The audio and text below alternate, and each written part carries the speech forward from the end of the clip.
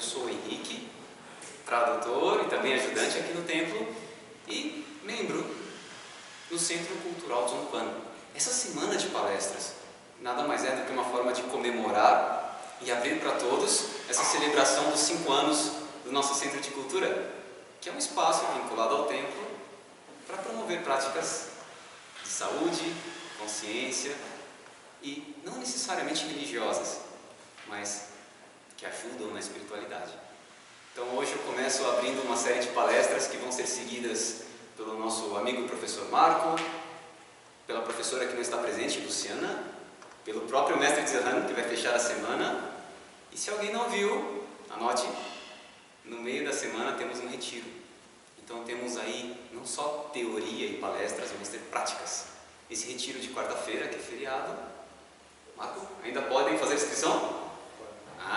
Então se alguém não inscreveu, a semana é dedicada a vocês, ok? E hoje eu preparei, tanto quanto pude, uma palestra muito especial, que é fruto, resultado das palestras antigas do mestre Zerhan sobre karma, que inclusive vou recomendar para vocês após a palestra, e também de traduções recentes, que nós tivemos a oportunidade de traduzir ao português discursos budistas que explicam causa e efeito. Então o Buda falava sobre resultados profundos das ações e suas consequências no longo prazo. Também é um sutra que quem tiver interesse vamos estudar em fevereiro, nos grupos de estudos do Templo Zongpan. Então, é uma palestra e é também um convite. Vocês têm coisas para se aprofundar depois, ok? Agora uma ajuda, que eu vou falar e vou ficar olhando vocês. Quem aqui já ouviu falar sobre karma? Médio? Metade é bom. E não é assim, karma como os mineiros falam, não. É karma ensinada no budismo. Que é uma palavra originalmente da Índia. Foi importada, mas assumiu muitas nuances, né? Então, quando algumas pessoas falam de karma, já pensam assim, esse é meu karma, aquela pessoa desagradável, que me perturba, que me incomoda. Será que é? É mais ou menos isso? Não necessariamente. Vou dar já uma pista e depois eu vou explicar para vocês o que é karma segundo ensinado pelo Buda. Vamos falar de ações. De ações na sua perspectiva última. Quais são as consequências mais profundas que se pode conceber a partir do que fazemos em nossa rotina diária? Coisas que muitas vezes acontecem e não linkamos. Essa compreensão é karma como ensinado no budismo. Ok? Bom, mas não só isso. A palestra tem 2 temas. Quem leu o cartaz me diga qual é o segundo tema. Saúde. Alguém não gosta de saúde? Alguém hoje saiu de casa torcendo, queria tanto uma gripe hoje, para ter motivação de praticar a espiritualidade. Sofrência. Não. Então, às vezes, vale lembrar, na prática espiritual, existem coisas que falamos que são mundanas, desejos, anseios, todos querem. Então, saúde, prosperidade, harmonia, força, inteligência. Mas lá pelas tantas as pessoas pensam, talvez eu esteja enfatizando muito isso, estou sendo egoísta. Então não vou pensar em saúde, só vou meditar. Não vou pensar em prosperidade. E a conta bancária vai caindo, né? Não vou pensar... Mas, uma pergunta. Se todos queremos meditar, aprender mais a nos conhecer, ajudar mais os outros, será que é possível sem ter uma base mínima de saúde primeiro? Será que é possível? O que vocês acham? Prática espiritual com 0 de saúde. Mais fácil ou mais difícil? Quase impossível. Tem um ditado que eu separei para começar essa palestra. Em chinês, eles têm uma brincadeira que falam assim: o Buda de barro quis atravessar o rio para ajudar os outros. Dissolveu no caminho, não conseguiu se proteger. É uma brincadeira, né? Imagem de barro. Mas o que quer dizer? Se nós não tivermos força e cuidarmos de nós mesmos como o ponto inicial, toda motivação nobre que venha depois perde respaldo. Então, não é egoísmo, nem um pensamento pequeno, começar a prática espiritual tendo em mente: eu quero estar bem, eu quero estar saudável, eu quero ter força para ajudar mais. Então, vamos começar. Vocês querem ter saúde?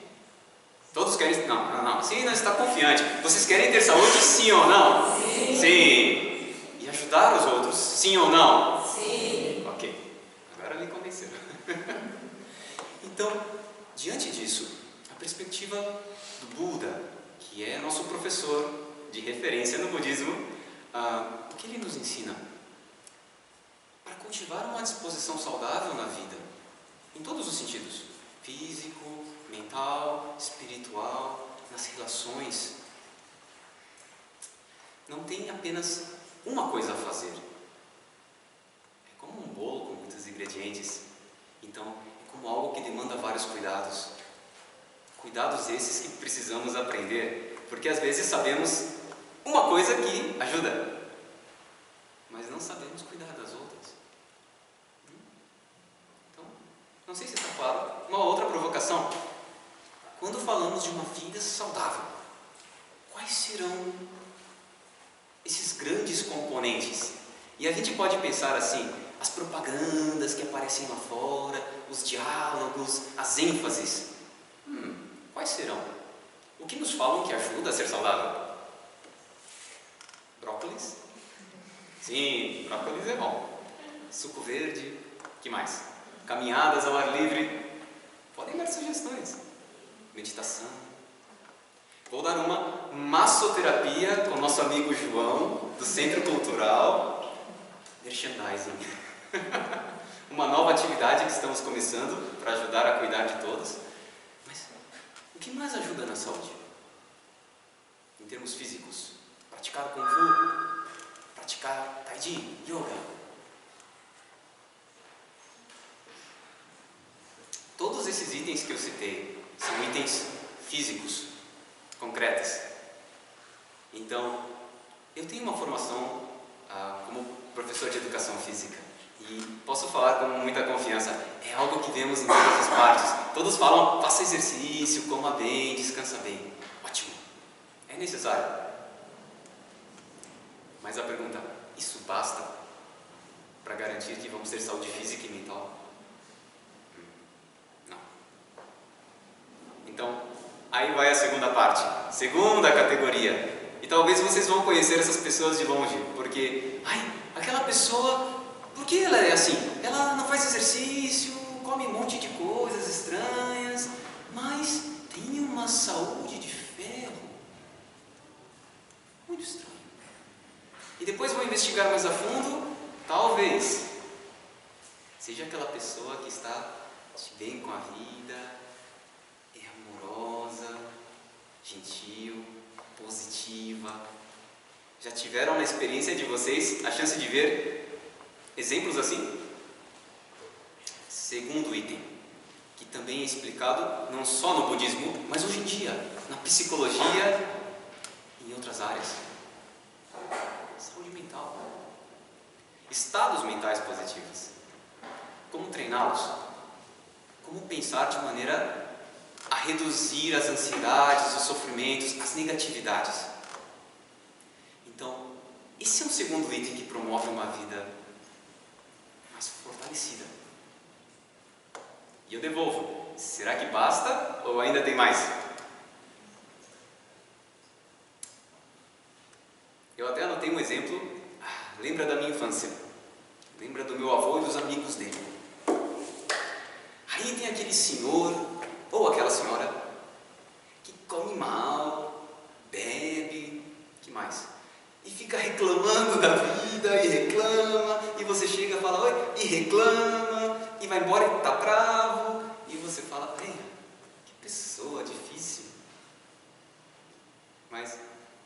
Já ouviram essa frase?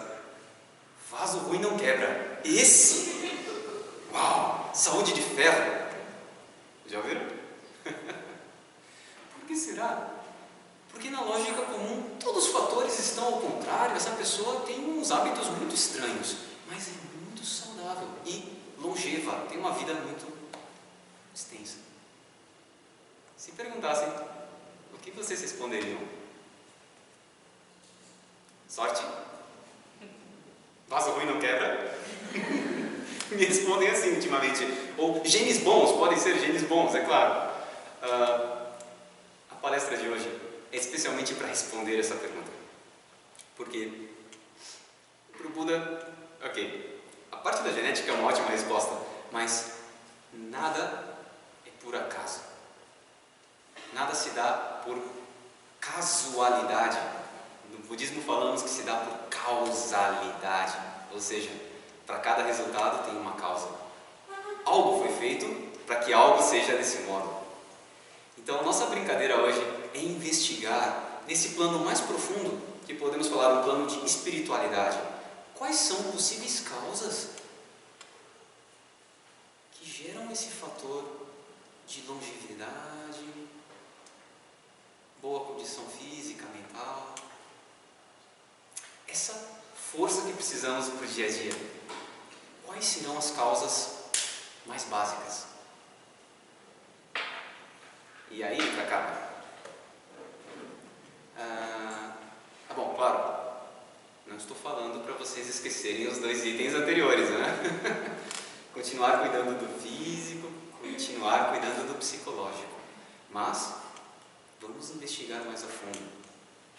E quando eu digo a fundo, vamos falar de karma. Karma como ação pode ser entendido de modo muito simples. Você faz e vem uma consequência. É muito tranquilo. Tanto que por isso, e nosso mestre sempre fala, os termos dos sutras costumam trazer 2 palavras e não uma. Karma, vipaka. É um composto. Ação e consequência, ou ação e fruto, são inseparáveis na verdade. E aí vocês têm bons exemplos, né? Se alguém bater a mão na mesa, teremos uma mão machucada e uma mesa possivelmente quebrada. Ou se alguém se atrasa para a palestra, efeito imediato, e que vai se deparar com a porta fechada. Tem coisas assim muito básicas. Se alguém errar o caminho para o banheiro e descer lá embaixo onde está o nosso cachorro Virya, uau, vai ter problemas, patinhas marcadas na roupa. Então as pessoas pensam, isso é fácil, toda ação, uma consequência. Mas não apenas isso. Quando no budismo vamos falar de karma, é tentar entender as relações mais profundas e de mais longo prazo, aquelas que usualmente não enxergamos, porque demandam muita maturidade ou uma mente muito treinada para observar o encadeamento de causas, condições, resultados. Causas, condições, resultados. E aproveitando que falamos do nosso cão de guarda, eu vou dar um exemplo, uma história. Quantos já conheceram o nosso cachorrinho Virya? Quem teve o desprazer, alegria? Estão inteiros, né? É um filhote e eu aprendi muito sobre causa e efeito com ele. Pelo menos como a maioria dos humanos pensam. Por quê? Ele, certa etapa da infância, resolveu comer tudo.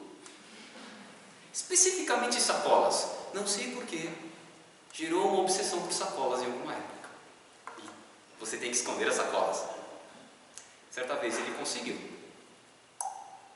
Menos uma sacola e mais problemas. Então, tivemos um dia de espera e vocês imaginem que ação tem consequência, então aquela sacola teve que sair. Não imaginem muito, por favor. Mas aí eu pensei, ok, nosso amiguinho agora aprendeu causa e efeito, ele não vai comer outra sacola. Manhã seguinte, o que vocês acham que ele estava fazendo? Procurando outra sacola. E vocês podem ver isso com qualquer bichinho. Eles têm a capacidade de relacionar eventos imediatos. Se acontece algo e alguém dá bronca, causa e efeito. Se acontece algo e leva algum tempo para surgir consequência, é um acaso. E essa brincadeira é porque nós humanos temos essa capacidade de associar, os animais não. Mas quando falamos dos seres iluminados, como Buda ou outros grandes praticantes, a comparação assume os mesmos patamares. A ideia é que a mente treinada na meditação, com clareza, concentração, pode investigar e ver essa linha de longo prazo, sabendo que cada pensamento gera um resultado futuro, mesmo que demore muito. Nós ainda não temos isso. Então, quem não sabe meditação, pode começar. Mais adiante, esse era o convite do Buda: investigar por conta própria. Quanto mais claro e concentrado, mais fácil ver causa e efeito. Bom, nós que não temos isso, o que temos? Princípios para refletir e começar a entender.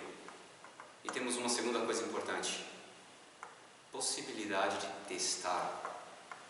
Então pensem. Muitas vezes o Buda comparou o karma com sementes, ações que plantamos e que vão maturar em resultados. Se alguém lhe fala que certas sementes são boas de plantar e você tem dúvida, qual um bom método para tirar a dúvida?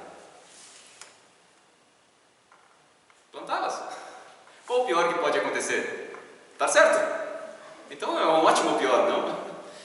O método budista tem muito a ver com pequenos testes, pequenas comprovações, mais testes, mais comprovações, para não ficar apenas na teoria e, ok, temos a prática.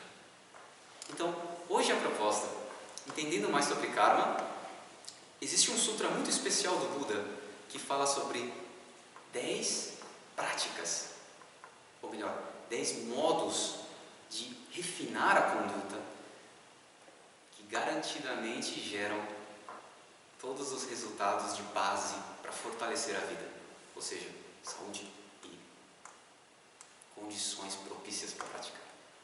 Esses 10 vão ser nosso foco. Eu preciso ver quanto tempo temos. Acredito que na meia hora final. Ainda dá tempo. Antes de falar, esses 10 são teoria e prática. Eu quero que a gente melhore um pouco mais a teoria. Então, já sabemos que karma é assim, causa e efeito.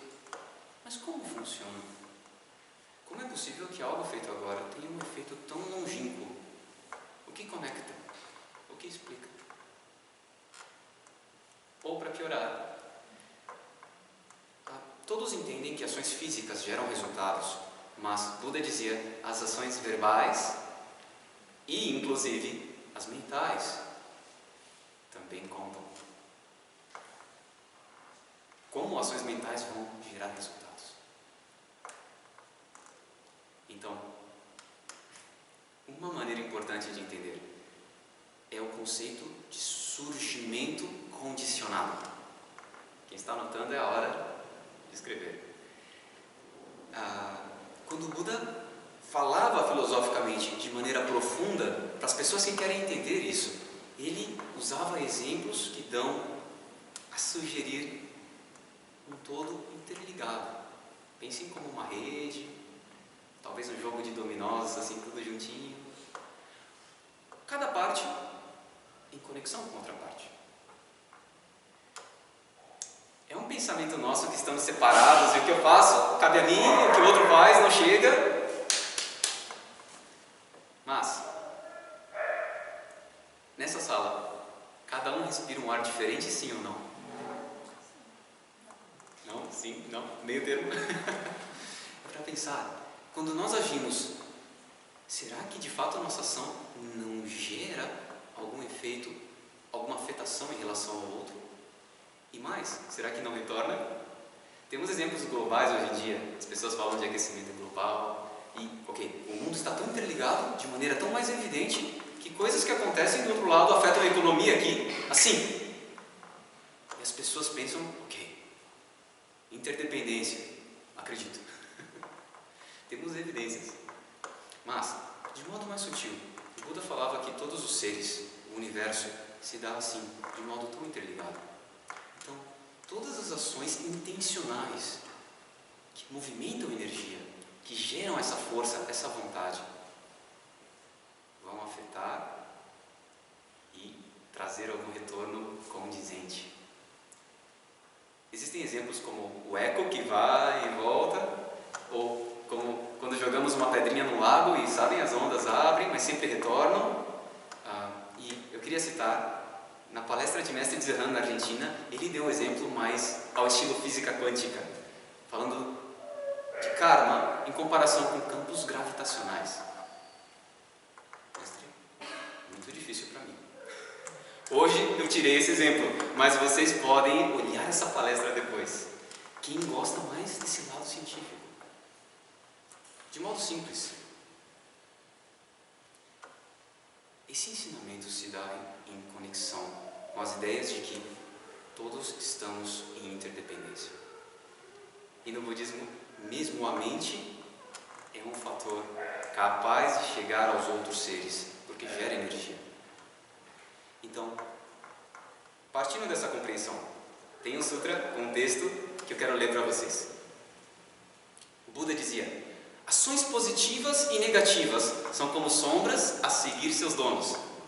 Se plantamos uma semente, colheremos um fruto do mesmo tipo.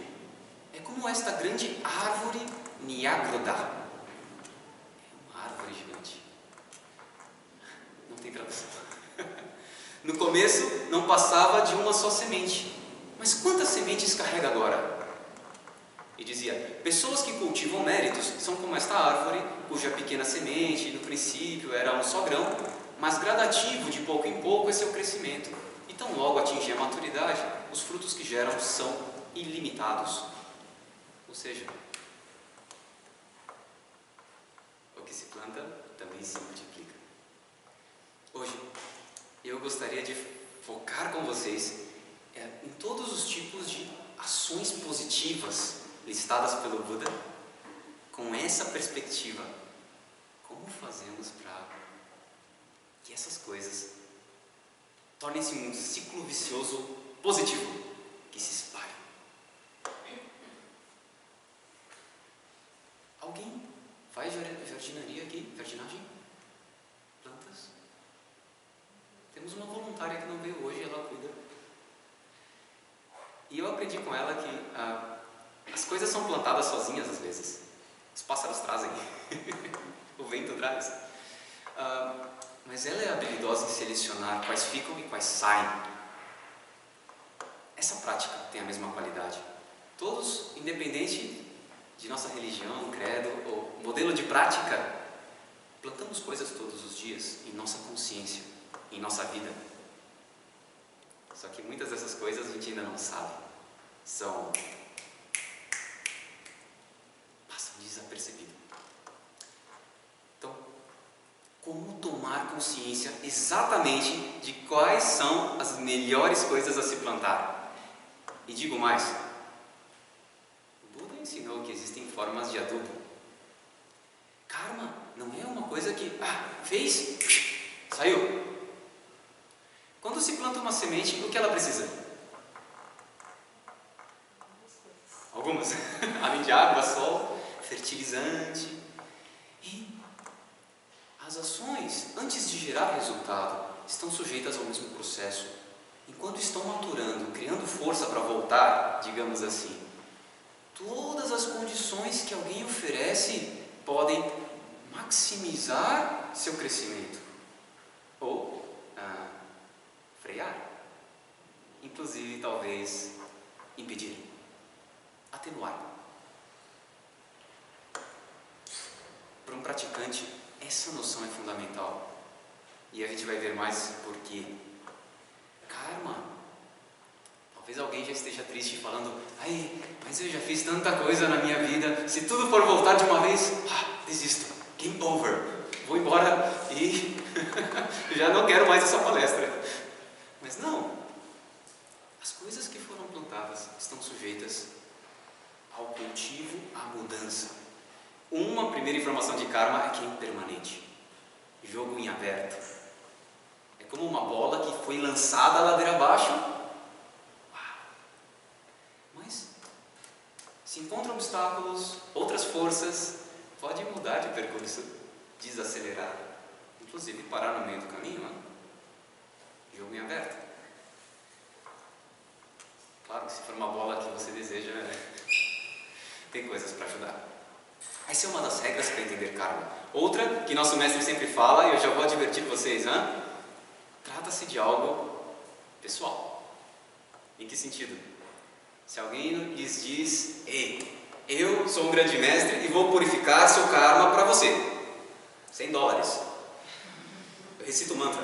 Barato. Barato? $200. O mestre sabe. Ele consultou as tabelas. Acreditam sim ou não? Ei, você plantou, você tem que cuidar. Porque, enfim, o eco da sua voz volta com a sua voz. Então, é algo condizente com quem criou. Isso é bom para evitar problemas, mas essa é uma das regras. Impermanente, está sujeito à mudança, como tudo mais, é outra das regras. Existem vários detalhes, mas até mais fundamental. Sementes são relativamente neutras. Ok, pode ser uma erva daninha e uma flor bonita, mas ok. Só que karma, costumamos separar mais claramente entre bom e mal, pelas consequências que assumem. Então, se são desejáveis ou indesejáveis, se nos obstruem ou nos ajudam a melhorar. Para saber se uma ação em karma é positivo ou negativo, temos critérios simples. E isso vai servir para ajudar com todo o resto da palestra. Quais vocês acham que seriam critérios standard para uma ação positiva que melhora a saúde, a lucidez e a vida e tudo mais? Tem tempo. Quais seriam critérios? O selo de garantia daquela semente que vai dar boas flores. Garantido no milímetro. Primeiro critério. É prático. Se gera benefício ou não aos outros. Uma ação que não gera benefício, mas que lesiona os outros, não tem como retornar, te trazendo benefícios mil. Vai de um jeito, volta do mesmo jeito. Gera benefícios, voltam benefícios. Então, o primeiro critério é sempre avaliar se estamos causando dano ou não aos demais. Ok.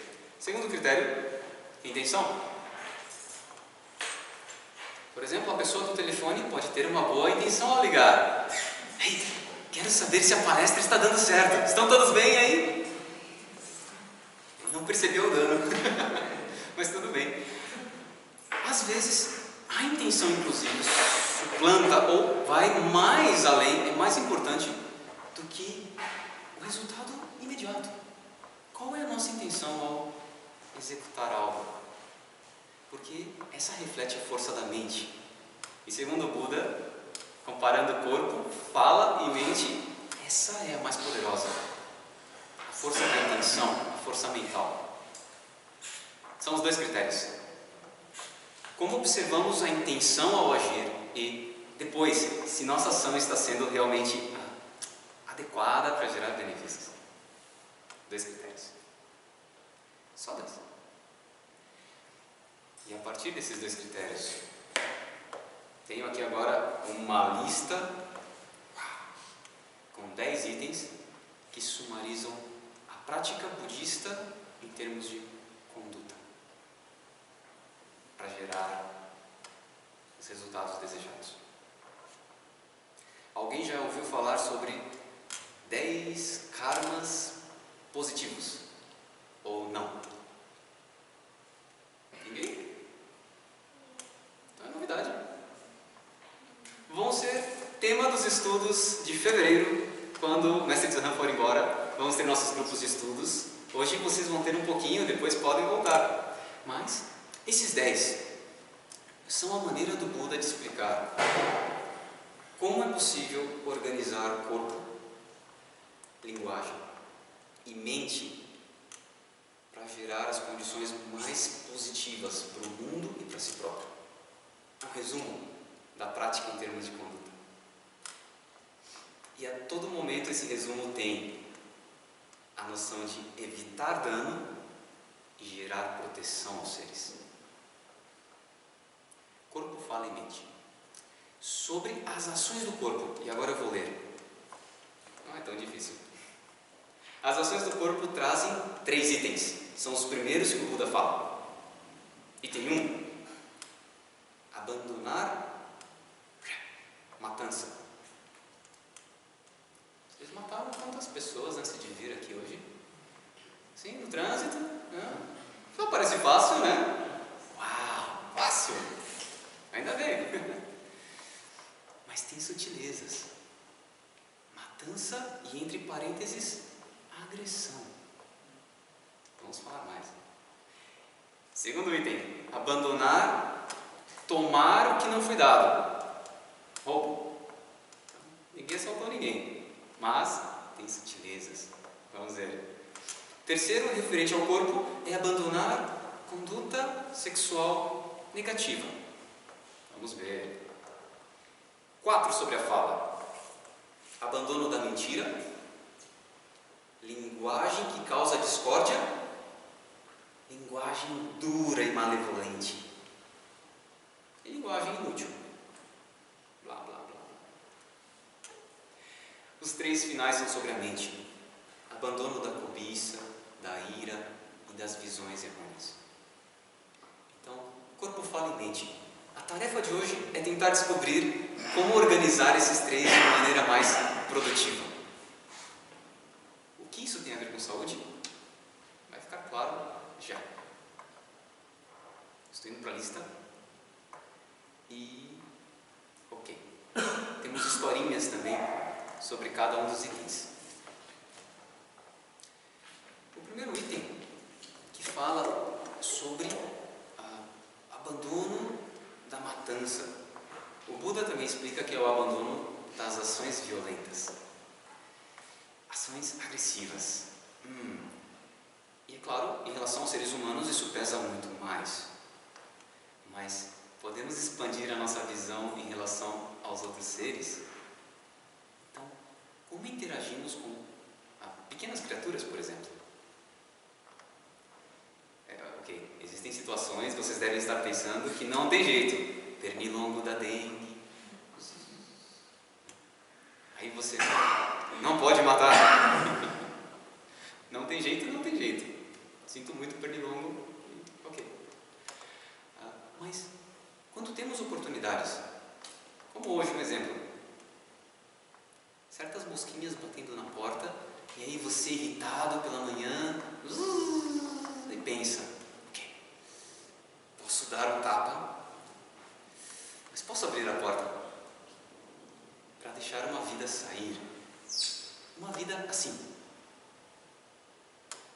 O Buda falava de coisas grandes, como a relação dos seres humanos, mas transpunha a mesma lógica para coisas muito pequenas, como a nossa relação com seres, inclusive com coisas.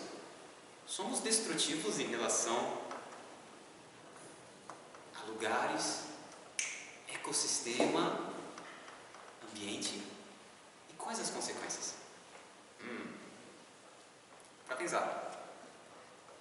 Mas vou dar uma boa notícia. Essa lista não é assim de mandamentos, vocês têm que seguir o karma do bem. Não, é uma lista de boas notícias. Quando o Buda falou isso nesse sutra, a proposta dele era motivar as pessoas para não parar de fazer ações positivas. Então Então ele falou das vantagens.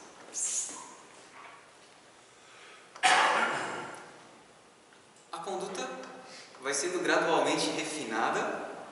Ok, então um exemplo.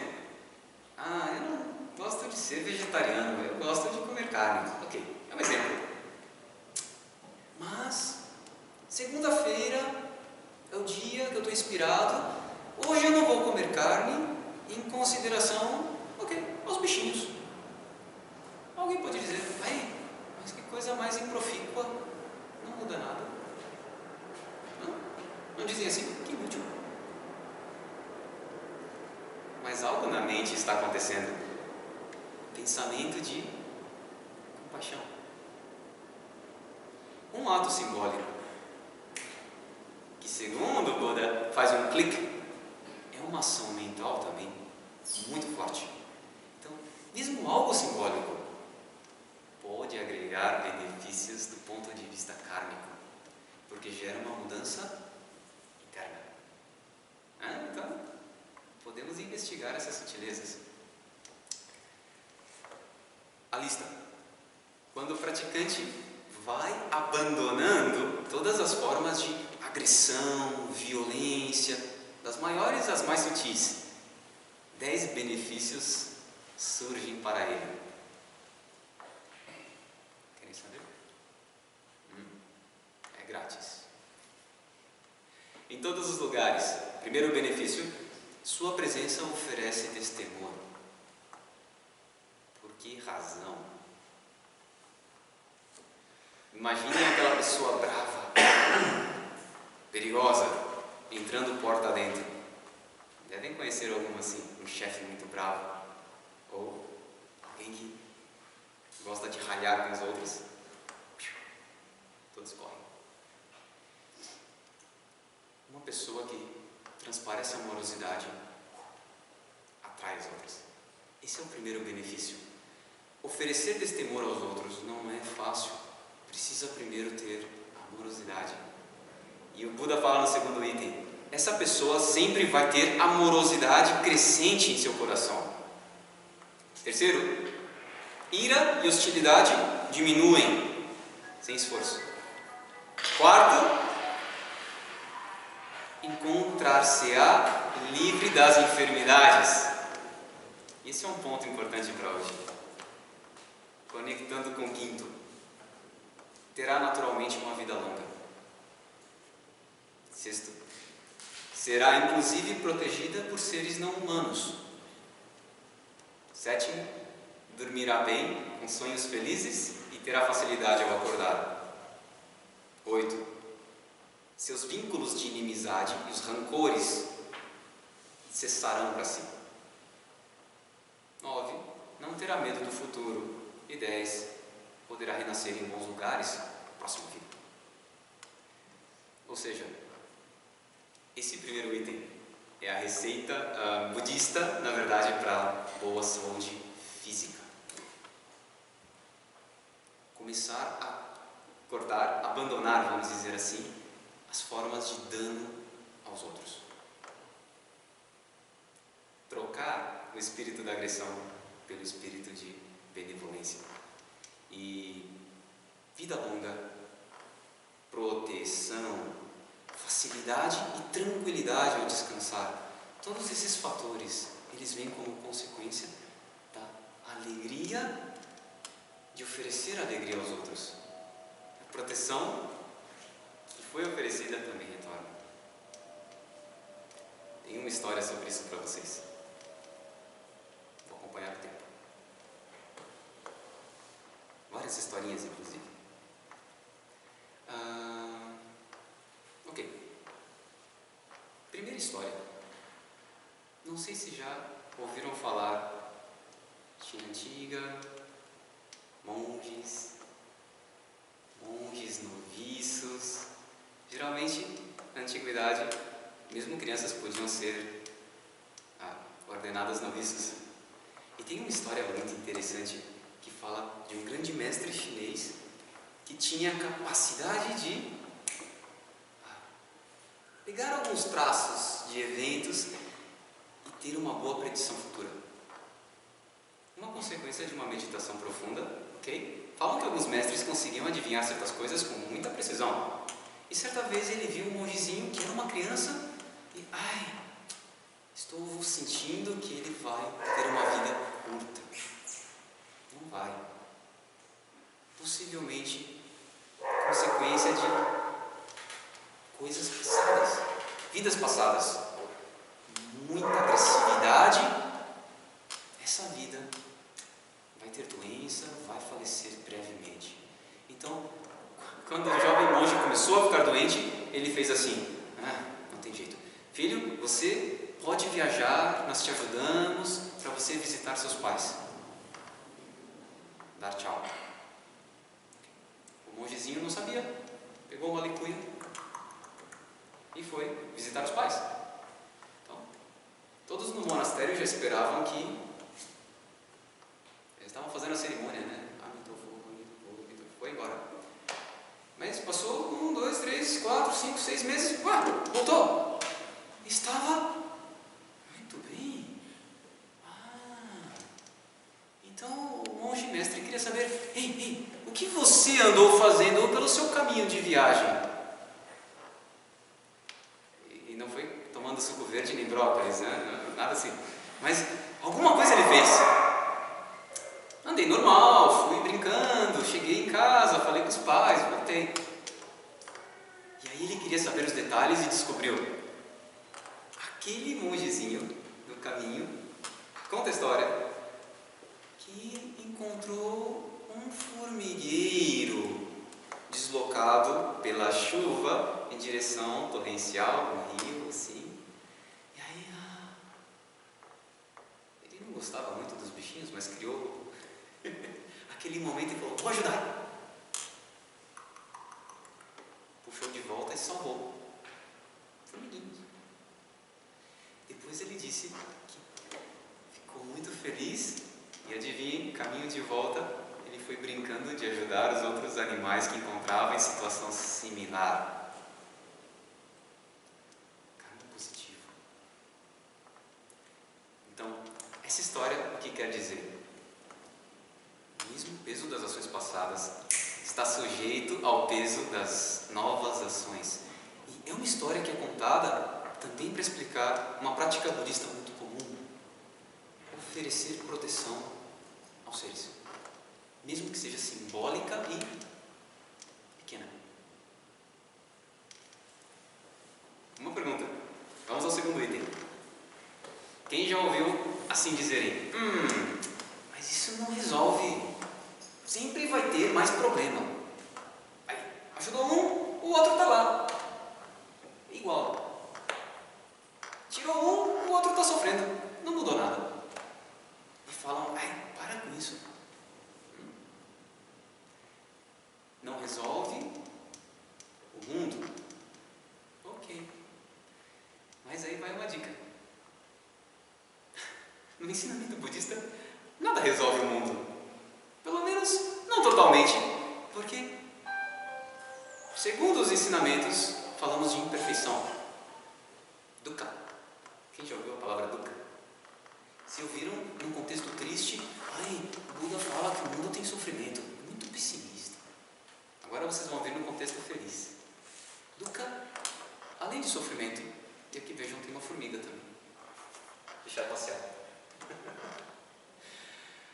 Além de sofrimento, significa algo imperfeito. Ou seja, em nossa prática espiritual, deveríamos estar acostumando com a ideia de que nossas ações no mundo são imperfeitas, porém, não menos valiosas. Mesmo a ajuda dos grandes bodhisattvas e símbolos do budismo ainda é imperfeita. Toda forma de ajuda é imperfeita. Por quê?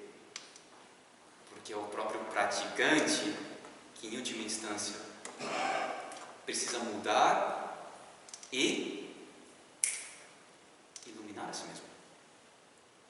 Então, mesmo sendo imperfeito, cada pequena coisa que fazemos gera uma mudança interna e a prática espiritual ganha um passo adiante, mais um passo adiante, mais um passo adiante. temos uma lista com sugestões imperfeitas, mas muito valiosas. A segunda, eu vou pedir a ajuda de vocês, porque nós vamos falar de política. E sem briga de partidos, né? Então, o segundo item, o Buda fala especificamente sobre as ações de roubo, corrupção e o abandono desse tipo de comportamento que, bom, não somos políticos, mas podemos pensar, em alguma instância, em algum momento, é normal que, isso é só uma coisinha, e pegamos. Ok, é do templo, eu posso usar, grátis, é grátis, é da empresa, é de um amigo. Eu, quando fiz a palestra, já pensei na lista de livros que eu tenho para devolver emprestados. Então todos sentimos algo assim. Agora, o que acontece quando o Buda fala um praticante que faz essa mudança e começa, ao invés de tirar, oferecer generosidade, proteger o que os outros já possuem e acrescentar algo mais. Quais os benefícios?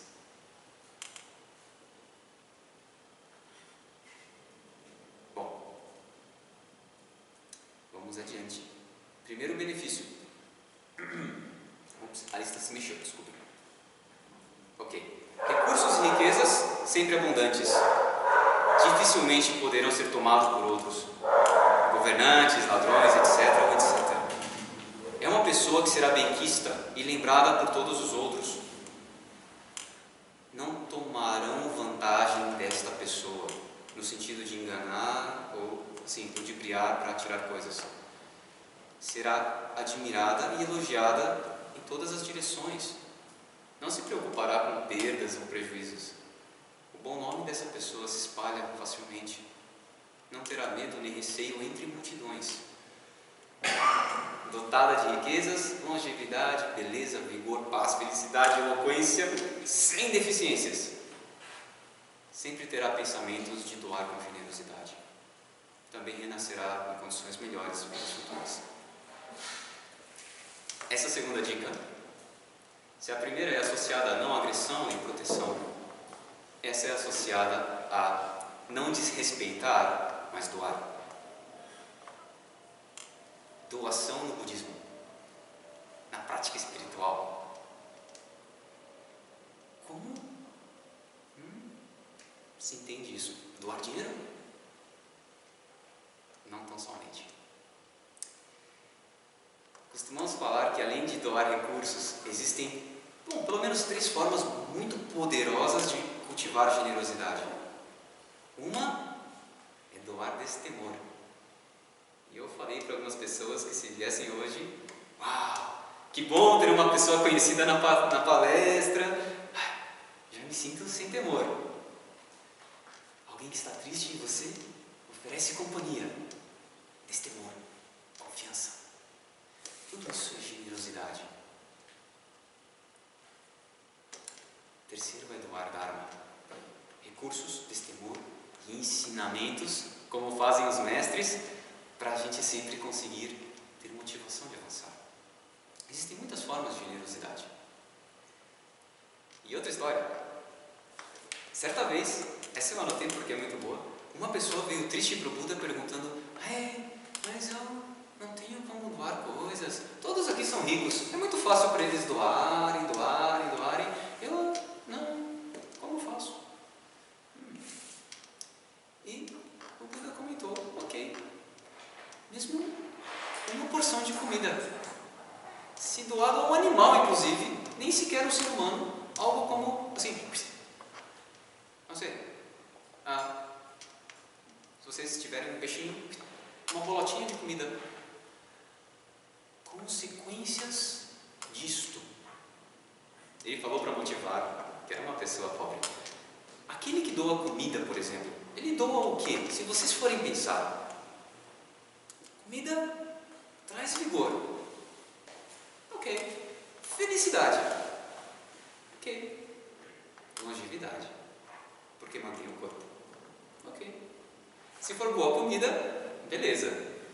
Ok.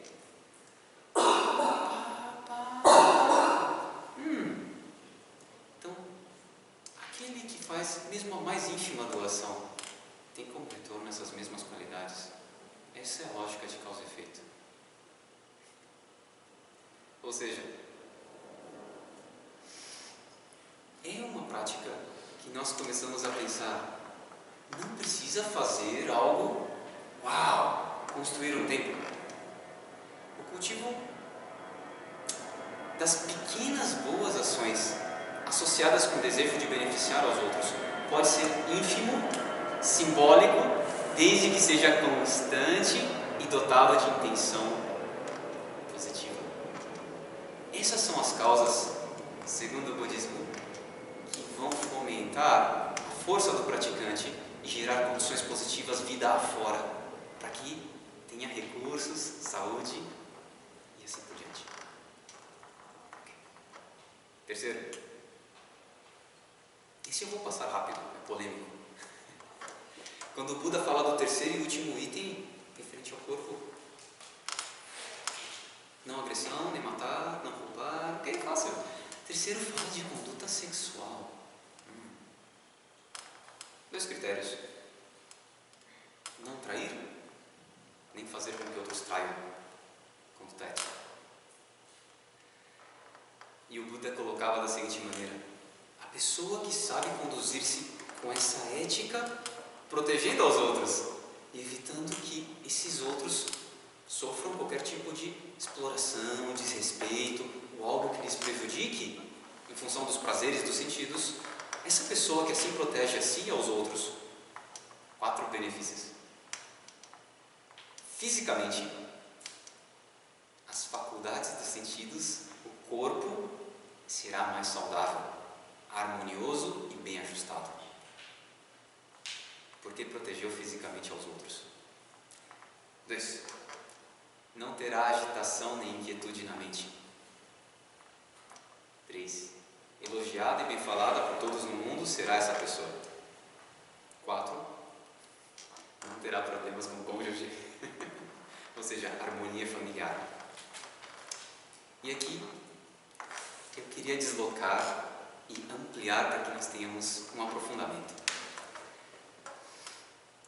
Quando fala-se dessa conduta no sentido sexual, também fala-se dos prazeres dos sentidos. Literalmente, na língua indiana, sânscrito, kama nitya, mau uso dos prazeres, entra nessa categoria.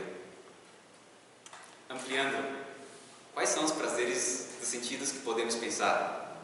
Comida, conforto, som, etc. Se não estão convencidos, eu faço uma provocação. Olhem para si e pensem em outros praticantes que vocês conheceram. O que acontece quando alguém busca conforto e prazer e estímulos o tempo todo? Qual é a tendência da mente? Se está frio, não vai meditar. Ai, não quero. Se está muito quente, também não. Frio, quente, não quero. Quero conforto.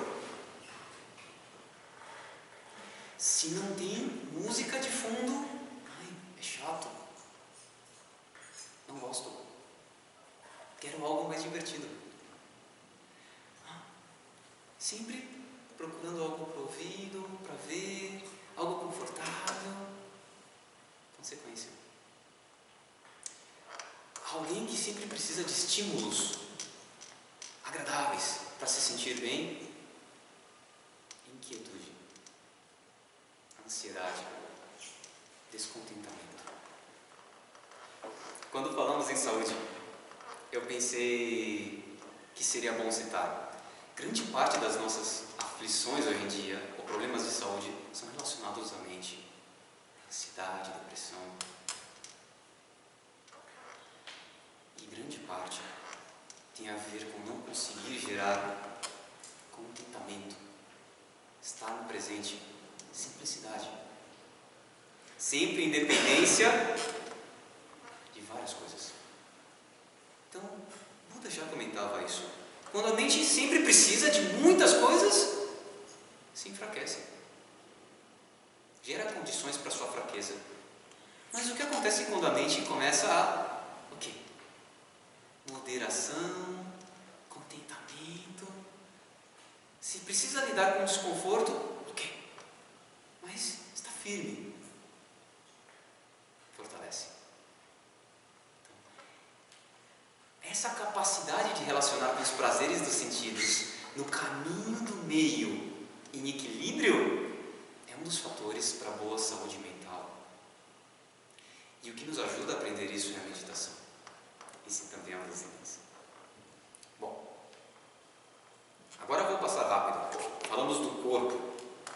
Todas as ações do corpo que podem gerar benefício aos outros e proteger os outros são as sementes que estamos plantando para a nossa própria saúde. Isso é fácil. O resto fala sobre a fala e sobre a mente. Quais tipos de fala que vão e voltam gerando problemas? A primeira relaciona-se à mentira. E aqui o Buda dizia: uau, nenhuma coisa que é feita geralmente chega tão longe quanto a mentira. Porque um boato e todos, de repente, já não gostam daquela pessoa. Ou não voltam no templo. A palestra é muito, muito complicada. Ninguém volta. Agora, passando rapidamente pelas consequências, existe algo mais forte que talvez vocês não tenham pensado. A mente que mente. O que acontece com ela? Cria o hábito de fugir da verdade, mesmo quando ela já não quiser isso. Perde a capacidade de confrontar-se com o que encontra. Todos, em nossa prática, em algum momento percebemos a capacidade de se auto-justificar é inerente ao ser humano. Então, se estamos fazendo algo, ok, isso é porque precisa. Isso todos fazem. Isso não é normal. Temos uma máquina de auto-justificativa que nos impede de mudar e reconhecer as coisas com humildade. O que alimenta essa máquina? O hábito das pequenas fugas. Porque não queremos ver o que está embaixo do tapete? Mentira. Fuga. Então, o Buda ensinava, especialmente para alguém que quer avançar na meditação, treinar uma mente que não mente, treinar a mente que olha o que precisa fazer, corrigir, enfrentar. É a qualidade mais importante. Essa capacidade faz toda a outra parte da prática espiritual avançar. Por outro lado, uma só informação. Pior qualidade possível que Buda atribuía a alguns discípulos. Ele dizia assim: se um monge, um aluno, consegue contar uma mentira intencional, na cara de pau, para enganar todo mundo, então todas as outras coisas ruins ele consegue fazer. Buda é o desperta para a verdade. Budismo, uma religião ou corpo de conhecimentos que busca a verdade, aprecia a verdade. Então, essa disposição é muito importante. Mas, sobre as palavras, ainda tem 3. Fala que gera discórdia. Fala que machuca os outros. E fala inútil. Qual vocês acham pior? Ou qual aparece mais no Facebook? Eu estou resumindo, para não falar muito sobre a fala. Todas se conectam. Mas em específico, a fala que gera discórdia é algo muito interessante. Quero contar para vocês uma história rápida. Eu planejei várias, mas ok. Estou contando as mais importantes.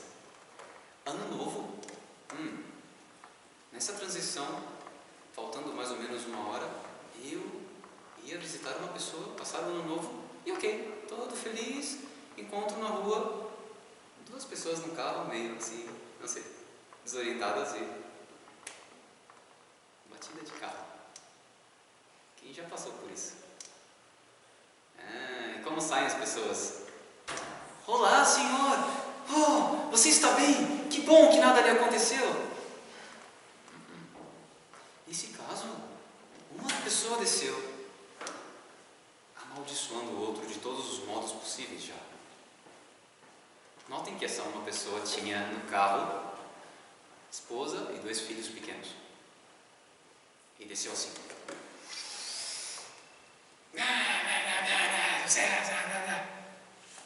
Ele já tinha errado mais também. E foi quem provocou a batida.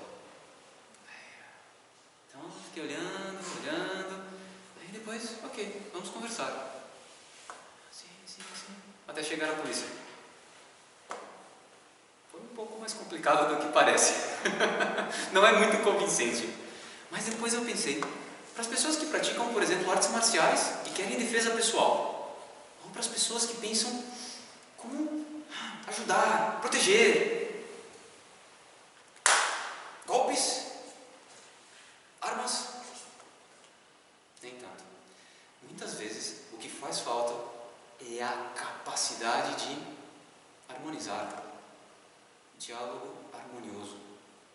Uma das capacidades mais enfatizadas, onde precisam ter grupos de praticantes e manter uma verdadeira boa capacidade de defesa pessoal, dissolver conflitos. O que o Buda falava para alguém que aprende isso e exercita, porque quando 2 pessoas estão brigando, ao invés de pegar pipoca e falar, agora vamos ver, é isso mesmo, e ele falou mais para você, veja, assim, não, harmonizar. Essa pessoa, por harmonizar os conflitos dos outros, harmoniza a si mesmo.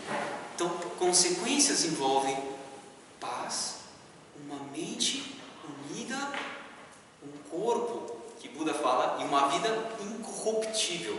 Ou seja, por não se alegrar na destruição dos outros, mas ajudar a se protegerem, esse ser tem condições kármicas para não ser igualmente ferido, prejudicado. A capacidade de proteger e harmonizar gera esse respaldo. E é algo que todos podem praticar, tem brigas em todas as partes. Mas a segunda, mais simples também, aquele que agride, a fala malevolente, que é o bullying, a fala que diminui. Todos temos exemplos. A ironia, a cutucada nas feridas, assim. O que acontece? Muitas vezes escapa porque não pensamos, ou porque achamos que precisamos colocar a pessoa no lugar dela. Mas você é do mal, então eu vou colocar você no seu lugar. Mas gera resultados? Pensem, retrospectiva. Quantas vezes vocês falaram, agora vou mostrar para ele, e a pessoa, nossa, realmente eu mudei, muito obrigado. Não, é a essência da guerra. Virando de ponta cabeça, o Buda falava que se alguém quer ajudar os outros seres, são 4 métodos que precisa aprender para acolher os seres. Se chama dos 4 métodos que acolhem em direção ao ensinamento, em direção ao Dharma. O primeiro, aprender a falar com gentileza. Muito básico. Falar com amor. Segundo, já falamos, aprender a doar, mesmo que seja pouco. O terceiro, engajar-se em coisas que motivam e são benéficas, como dar o exemplo. Então, meditar, fazer suas coisas, sem expectativas de que os outros imitem, mas já estabelecendo um roteiro que outros olham e falam, uau, aqui passou alguém impressionante. Uma motivação que falamos assim, ensina pelas costas. Outros veem e querem imitar. Ao invés de apontar o dedo e falar, você é meu filho, minha filha, meu pai, minha mãe, vocês têm que ir assim, assim. Não, fazer. Último, trabalho em equipe. Ouvir.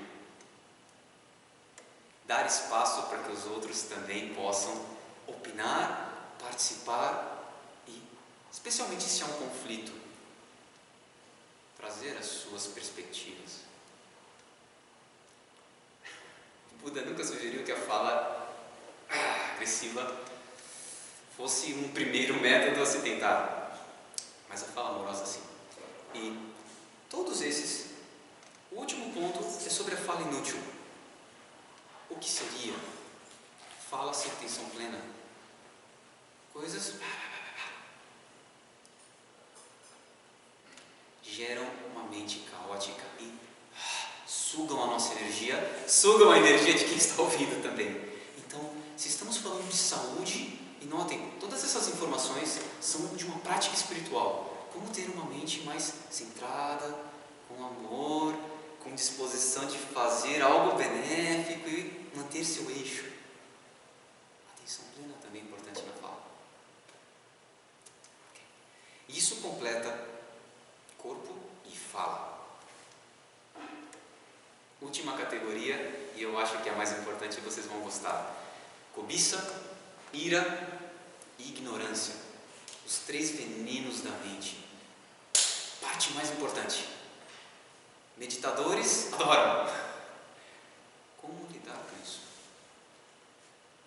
Cobiça. Alguém está bem? Você torcendo para que caia. Ele está bem demais. Não, mais para baixo. Preciso ficar melhor. Não, eu preciso de mais coisas. Já tem uma pós, outra pós, agora assim, assim. Fiz uma coisa, faço outra, faço outra, faço outra. Quais são os resultados desse tipo de postura? Pense. Tenho anotado. A mente se torna inquieta. Fisicamente se desgasta. As coisas que a pessoa busca tanto, imaginem que por esganar com tanta vontade, efetivamente se esvaem. Por ser obsessiva, afasta o que quer em vez de atrair. Torna-se inapto. E mais, eu noto isso no âmbito esportivo. É muito eficiente esse ensinamento budista. Quanto mais alguém torce para que o amigo se dê mal, ou fica assim, não vou contar para ele meu segredo, eu quero ficar melhor do que ele. Sabe o que acontece? Essa pessoa não se desenvolve. Porque ela tem medo de interagir e de oferecer para o outro seus conhecimentos. Ela se isola e puxa. Se tiver a oportunidade de conversar com pessoas muito habilidosas em alguns segmentos, observem, a maioria que teve êxito não tem muito medo de oferecer seus conhecimentos. Ver o outro indo bem e ok. É uma habilidade da mente. E é claro que demanda treinamento. Então, para aqueles que não tiveram a oportunidade de ver a palestra do Mestre Tzerhan este domingo, eu sugiro que acompanhem as outras. Estávamos falando de um sutra que ensina justamente esse passo a passo. Como treinar para ter menos desejos, mais simplicidade e, do outro lado, aumentar contentamento. Essa é uma receita não apenas para a saúde física e mental, mas para conseguir ser efetivo no que buscamos, um caminho de equilíbrio. Bom, eu tenho uma história também, mas eu vou contar depois da ira, porque aí já falamos dos 2 lados. A cobiça é um lado, sim, eu quero muito. Ela geralmente vem acompanhada do que, vocês sabem? Se eu quero muito uma coisa, às vezes vem acompanhado, quase sempre, de não quero outra. Raiva, aversão, desejo de não querer. E esse é, talvez, o mais estrondoso dessa palestra. raiva assume várias formas de disfarce. Pense, psicologicamente, o que vocês acham que mais atrai doenças? Estresse? Falamos em termos gerais de ansiedade. Vou pedir para vocês investigarem depois e me contem. A grande maioria são estados emocionais que derivam da aversão. Um estado de mente rígido, duro, inflexível, que rechaça ou não aceita algo. Não aceitação, confronto com algo. Esse estado que é contrário ao estado de paz é um estado muito sutil de raiva. Vai por detrás de muitas mazelas, físicas ou mentais. Talvez seja o ponto mais importante hoje. Culpa, muito medo, é claro, medo e aquela disposição perfeccionista, combinação da ansiedade. Todos esses fatores, não conseguir perdoar a si ou aos outros, todos esses. O perfeccionismo no sentido mais negativo da palavra, de não aceitar erros. Manifestação sutil da raiva. Receita garantida para doenças. O Buda falava muito da raiva como de desejar mal aos outros, mas também nesse sentido de manter-se aqui, atrofiando a mente e tornando agressivo, duro. Lembram das sementes de karma que falamos? Este é o adubo. Hoje, só dá tempo de falar de 2 adubos, que são os mais importantes. Nos sutras mais antigos, os Nikayas, o Buda já explicava: se um praticante, pode ser em vidas passadas ou nesta vida, semeou coisas negativas de vários modos, e ele é uma pessoa que pratica raiva, está colocando adubo em quais sementes?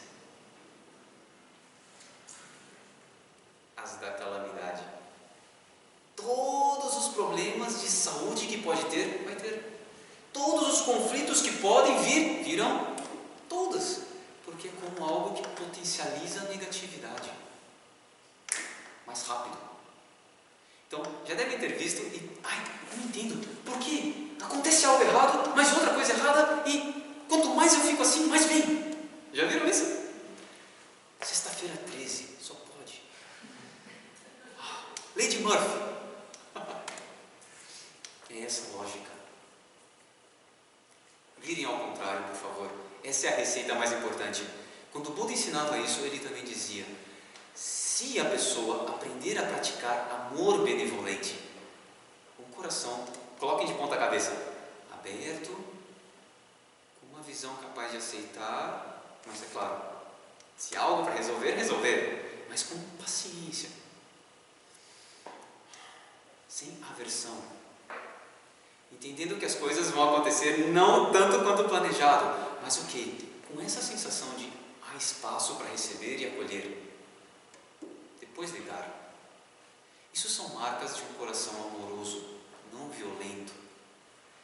E a partir daí, quanto mais o praticante deseja que todos estejam bem e desenvolve essa suavidade, o que acontece?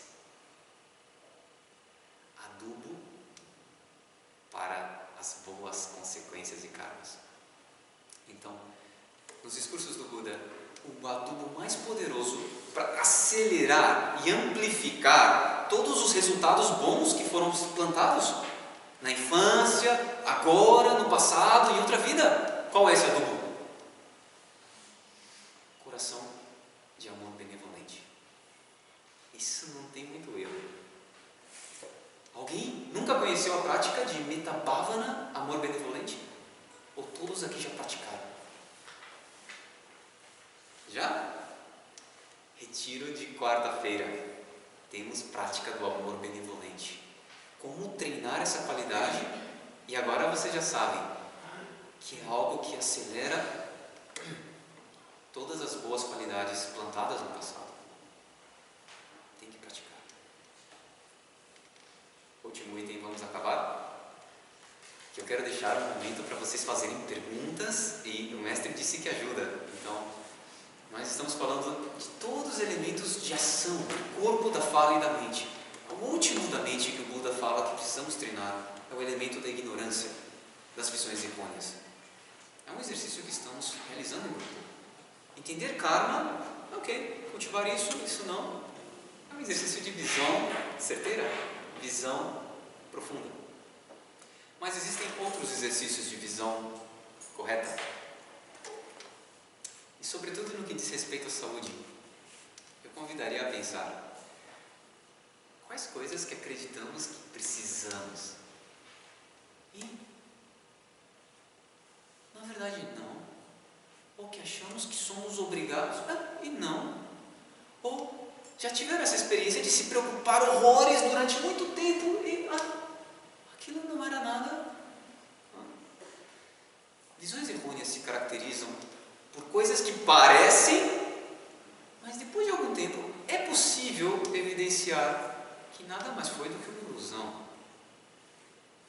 Então, treinar a mente para questionar até que ponto nossas aflições são tão reais ou refletem apenas medos e incertezas. Este é um ponto de treinamento da visão. Outro ponto que nosso mestre nos ofereceu no domingo são 4 lembranças de sabedoria. Domingo está bom, que puder, venha acompanhar as palestras. 4 pontos para treinar a visão a ser mais sábia. Primeiro ponto, impermanência. Aquele que entende impermanência sabe, por exemplo, que o rótulo de validade próprio, onde está? Quem sabe? O que vai acontecer amanhã? Não sei, então fazer o melhor hoje. Quem sabe entender a impermanência está preparado para qualquer situação.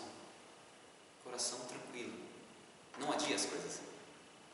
E quando elas têm que ir, mente tranquila. Aproveitou e fez o melhor enquanto estava por fazer. É uma lembrança sempre repetir. Outra. Falamos de impermanência e falamos de surgimento condicionado. Não eu.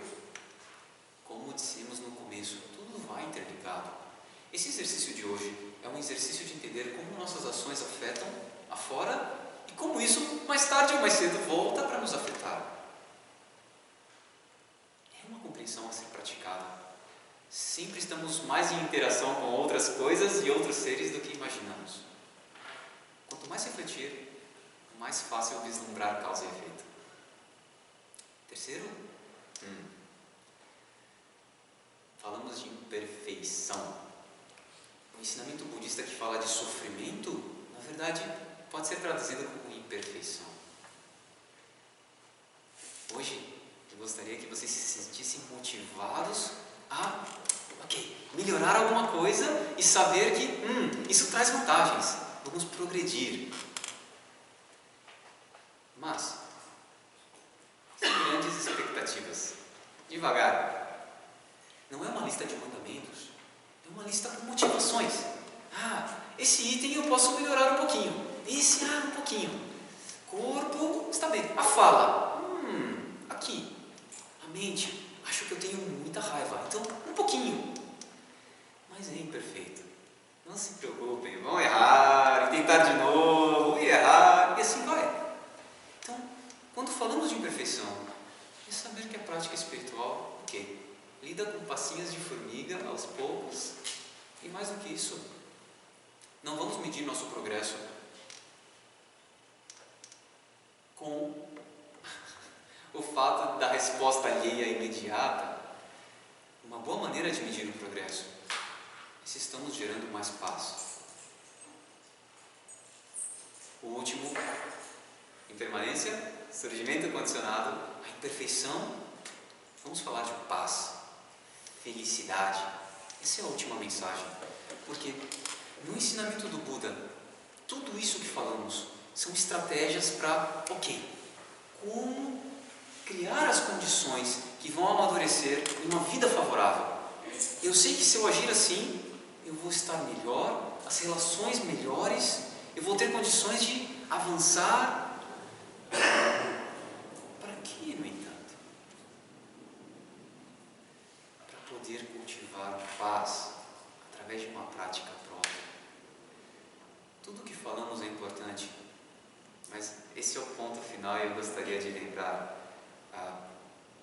Mais do que desejar resultados externos, é aproveitar cada pequeno espaço, cada pequena brecha, cada condição favorável que nos brota, com gratidão, com alegria, e tomar a chance para cultivar a paz interna. No budismo, esse é o grande valor da saúde, é o grande valor de uma mente lúcida e atenta. Essa semana vamos falar de saúde, e se estamos melhorando, como tomar isso para cultivar a paz interna. Esse é o ponto mais importante. Bom, mestre, chegamos 9h30, gravado, eu espero. Eu gostaria de abrir pelo menos tantos minutos quanto for possível. O mestre se sujeitou para ajudar a responder questões e, enfim, deixamos a todos para que participem, tirem dúvidas. De minha parte, esse é um tema que, por mais que eu tenha tentado, confesso, não consegui mais do que arranhar a superfície. Então eu vou oferecer alguns convites. O primeiro convite é, assim que o mestre voltar e terminar os encontros de sábado que está guiando, nós no templo retomaremos grupos de estudos ao sábado, às 18 horas. Isso é para fevereiro. Então, aqueles que querem estudar mais a fundo causa e efeito, eu gostaria de dedicar o mês de fevereiro e até mais para esse tema. Vocês podem voltar? Esse é um convite. O outro é claro, essa semana o tema da saúde vai até o fim. Apareçam nas outras palestras. Essa falamos mais no contexto da espiritualidade. Rever hábitos e ter uma projeção otimista para o futuro. As outras palestras vão focar em coisas, inclusive mais concretas, como alimentação. Amanhã com o Marco, uma perspectiva mais sobre a mente e como fluir com a vida. E é claro, quarta-feira, práticas. Nosso mestre encerra falando das relações harmoniosas, das relações interpessoais, numa sexta-feira. Então, embora pouco, eu espero que vocês se sintam motivados e retornem. Que hoje seja um marco para iniciar uma semana muito próspera, com reflexões para mudar hábitos, perspectivas e que tragam resultados de longo prazo. Eu desejo a todos muita saúde e bênçãos sempre crescentes com essa prática que começamos a discutir hoje. Ok? Então, mestre,